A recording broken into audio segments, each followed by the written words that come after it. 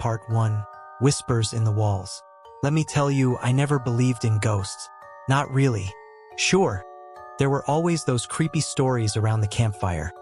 The whispered legends of haunted houses and vengeful spirits. But for me, they were just that, stories.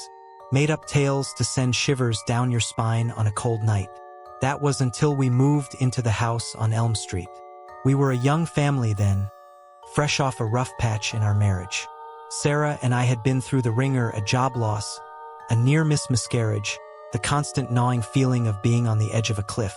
The move to Elm Street was supposed to be a fresh start, a chance to rebuild our lives and our little family. The house itself was a Victorian dream, all gingerbread trim and stained glass windows. It loomed on a quiet corner of the street, a little removed from the newer, more cookie-cutter houses lining the neighborhood. Sarah, with her love for all things vintage, fell in love with it instantly. I, on the other hand, felt a niggling unease as we walked through the creaky front door. It was a feeling I couldn't quite explain, a prickle at the back of my neck that seemed to whisper warnings I couldn't understand. We brushed it off, of course. We were young, optimistic, and desperate for a change. The realtor, a woman with a smile that seemed a little too practiced, assured us the house had a rich history or creepy past. We wouldn't find out until much later. The first few weeks were blissfully normal. Lily, our precious 2-year-old with eyes the color of the summer sky, seemed to adore the rambling old house. She'd crawl around the expansive living room, giggling as the sunlight streamed through the colored glass, casting a kaleidoscope of patterns on the floor. Sarah unpacked boxes with a newfound energy, humming along to old jazz tunes on the record player we'd found tucked away in a dusty corner. The first sign, if you could call it that, was subtle. A flicker of the lights, a sudden drop in temperature that sent goosebumps dancing across my skin. Sarah, ever the pragmatist, blamed it on dodgy wiring and the quirks of an old house. I brushed it off, but a seed of unease had been planted. Then came the whispers. It started faintly, almost indistinguishable from the creaking of the floorboards or the wind howling outside. But then, one night, I jolted awake to a distinct sound, a voice, barely a whisper, speaking in hushed tones from the hallway. My heart hammered against my ribs as I strained to hear, convinced my sleep-deprived mind was playing tricks on me. But the whispering stopped as abruptly as it began, leaving me in a cold sweat and a bone-deep sense of dread. In the morning, Sarah, pale and drawn-eyed, confessed she'd heard them too. "Maybe it's the settling of the house," she offered, her voice unconvincing even to her ears. Lily, our little ray of sunshine, started acting strangely. She'd point at empty corners, muttering about the nice lady or the tall man.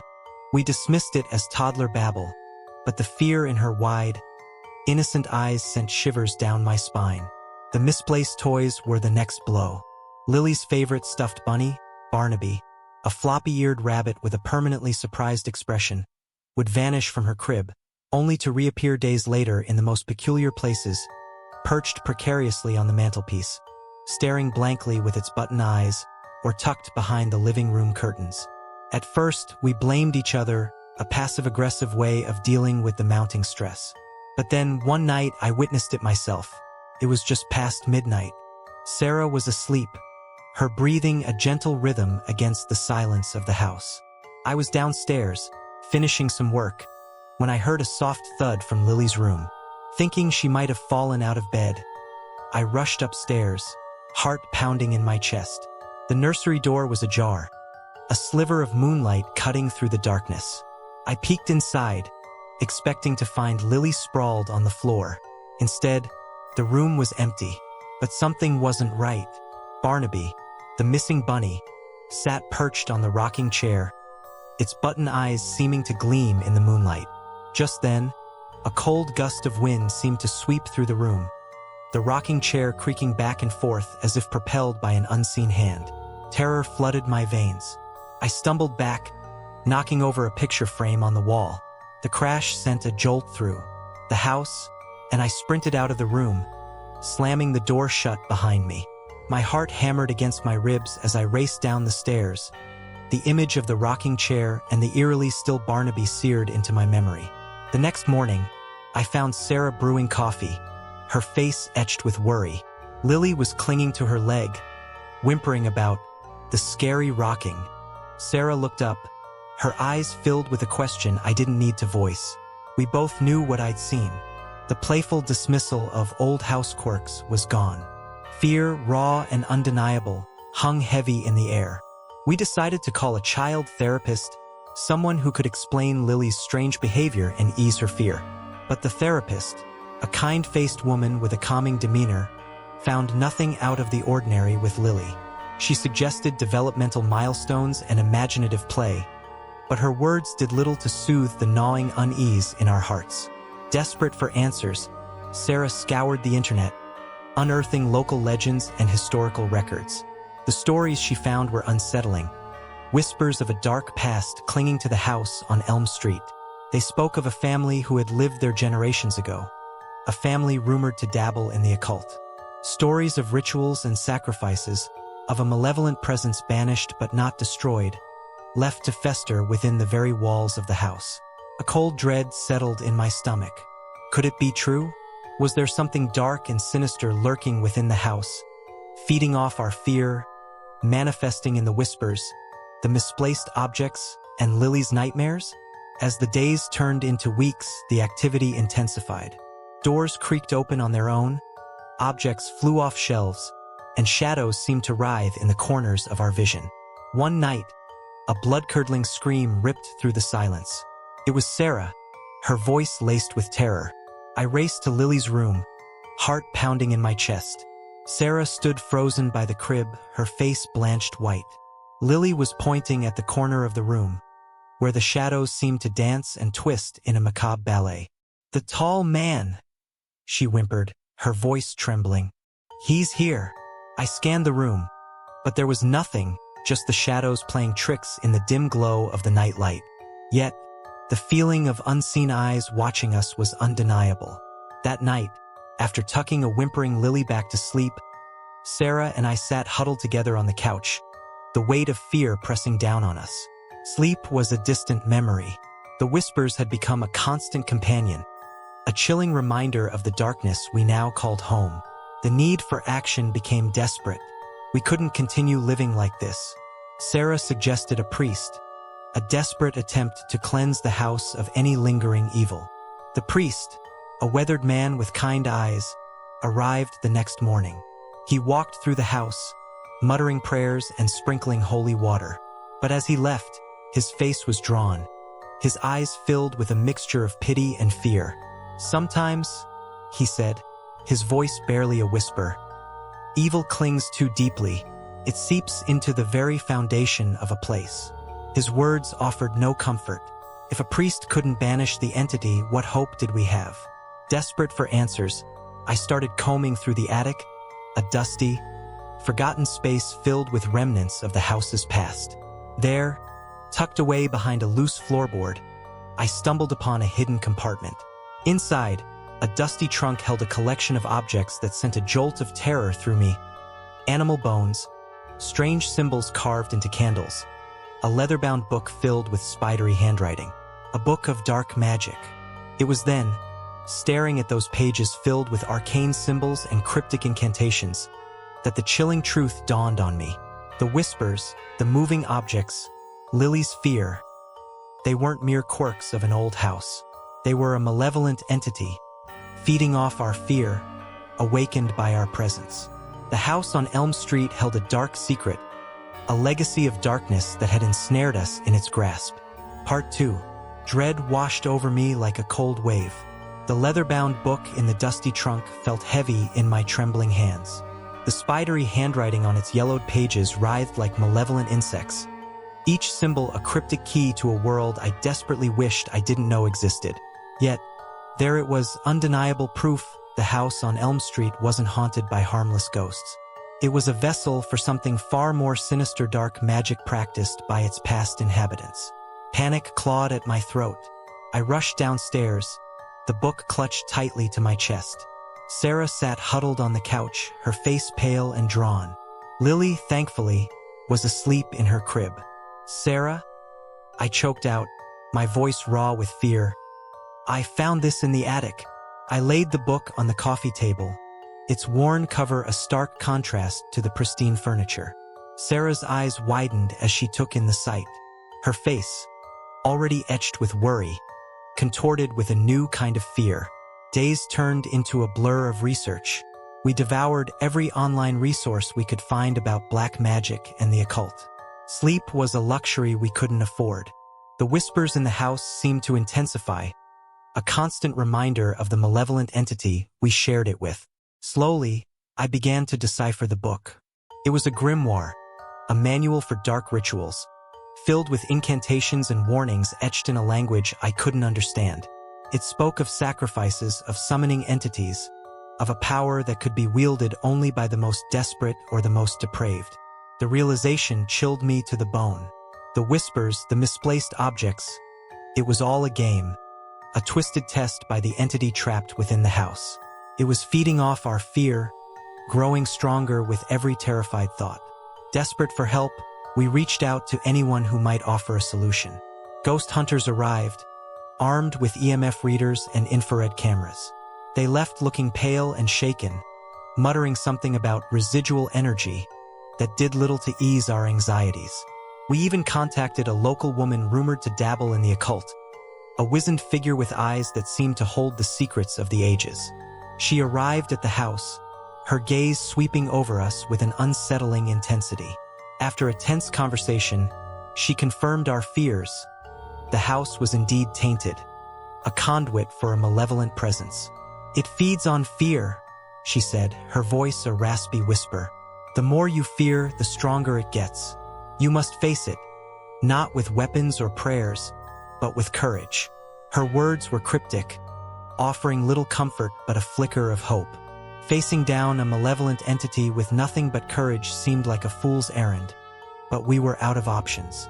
The fear was slowly consuming us, turning our once happy home into a prison of terror. Lily, our little ray of sunshine, was the one who suffered the most. Her once playful demeanor was replaced by a constant sense of unease. She'd wake up screaming in the night, muttering about shadows and a tall man with no face. The final straw came on Lily's birthday. We'd thrown a small party for her, a desperate attempt at normalcy amidst the swirling chaos. After the last guest left, I put Lily down for the night. She seemed unusually quiet, her eyes filled with a haunting sadness. "Don't leave me alone, Daddy," she whispered, clutching her ragged teddy bear. My heart ached. I promised to stay, sitting beside her crib until she drifted off to sleep. As she slept, a wave of anger washed over me, replacing the fear. This entity, whatever it was playing with lives. It was playing with our family. I wouldn't let it win.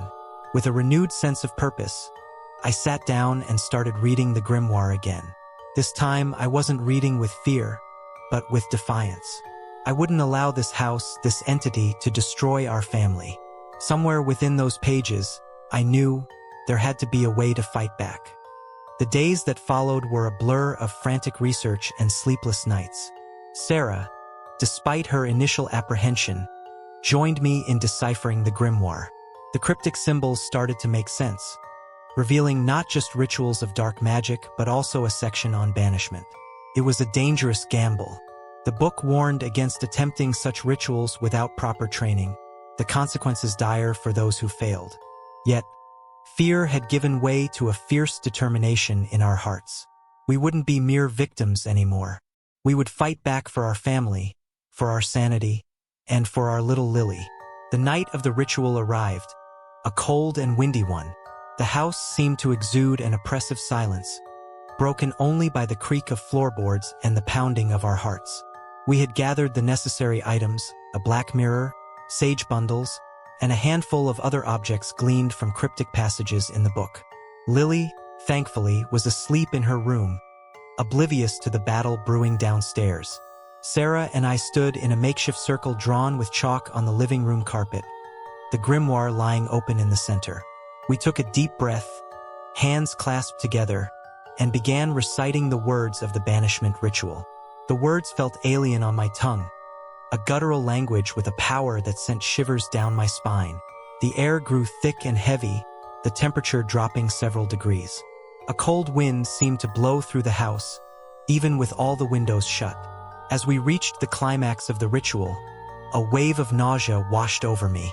The candles sputtered and died, plunging us into darkness. A shriek, unlike anything I'd ever heard, ripped through the air. It was raw and primal, filled with a fury that sent a jolt of fear through me. Panic threatened to consume me, but Sarah's hand tightened on mine, grounding me. We continued chanting, our voices strained but determined. The floorboards beneath us groaned in protest. Pictures tumbled from the walls, crashing to the floor with a deafening sound. The house itself seemed to be fighting back. Yet, through the fear, a sliver of hope remained. This violent reaction meant the entity felt threatened, that the ritual was working. With a final, desperate push, we chanted the last words of the spell. There was a deafening silence, thick with tension. We stood there, holding our breath, waiting for something, anything to happen. Then, a faint sound, a low growl that seemed to vibrate through the very walls. It grew louder, more menacing, until it filled the room. A cold gust of wind swept past us, extinguishing the remaining candles and plunging us back into darkness. For a terrifying moment, I thought we'd failed. But then, the growl subsided as abruptly as it began, replaced by an eerie quiet. The oppressive atmosphere lifted, replaced by a strange sense of peace. Cautiously, I flicked on a lighter, its flame illuminating a scene of disarray but no malicious presence. The air felt lighter, the oppressive silence gone. We had done it. We'd banished the entity from our home. Relief washed over me in a tidal wave. I turned to Sarah, her face pale but etched with a smile. We hugged tightly, the fear finally giving way to exhaustion and a newfound sense of hope. The following weeks were a period of cautious optimism. The whispers were gone. The objects remained undisturbed. Lily slept peacefully, her nightmares a thing of the past. The house felt lighter, no longer burdened by the malevolent presence. However, a sense of unease lingered. We knew the darkness we'd banished was real, its legacy etched within the very walls of the house. We didn't know if it was truly gone, or simply dormant, waiting for an opportunity to return. Life, however, had a way of moving forward. We decided to stay in the house, a testament to our victory over fear. We filled the emptiness with laughter and music, slowly reclaiming our space from the shadows. A year after the ritual, we received a letter from our lawyer. The house on Elm Street had sold, surprisingly fast. Inside the envelope was a small package, a new Barnaby, pristine and untouched. Attached was a note, scrawled in the same red ink found on the walls during the ritual. "Thank you. The balance is restored." The words sent a shiver down my spine. What balance was restored? What horrors had transpired in that house while we were gone? The answer, I suspect, will forever remain a chilling mystery. We moved on, but the experience left scars. It shattered the illusion of our perfect little family, replacing it with a constant sense of unease, a nagging feeling that somewhere, in the shadows, a dark entity awaited. The house on Elm Street may